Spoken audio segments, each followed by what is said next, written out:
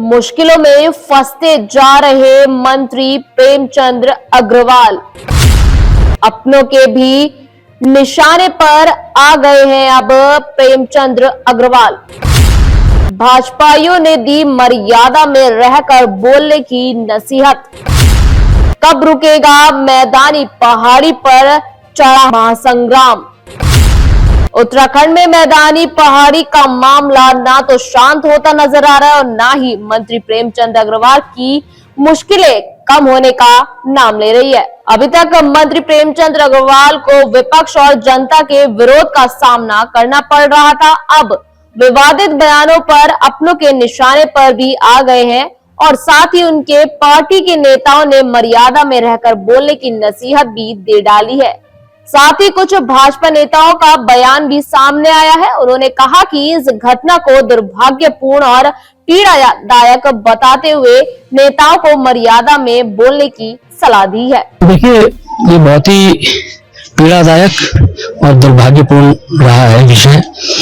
आप सब लोगों को बताया, पार्टी का मुख्य प्रवक्ता हूँ, मेरी मर्यादाएं हर सब चीज को लेकर, लेकिन मेरे लिए एक फोरम है उचित फोरम बोलने के लिए, और मैंने उचित फोरम में अपने कर्तव्यों का और अपने दायित्वों का प्रबलता के साथ और सशक्तता के साथ निर्वहन किया है। बाकी आप सब लोग समझते हैं। वही भाजपा के वरिष्ठ विधायक खजान दास का भी बयान सामने आया है। उन्होंने कहा कि चाहे मंत्री हो या विधायक, सभी को मर्यादा में रहकर अपनी बात को रखना चाहिए। इस तरह की शब्दावली इस मंदिर में नहीं होनी चाहिए।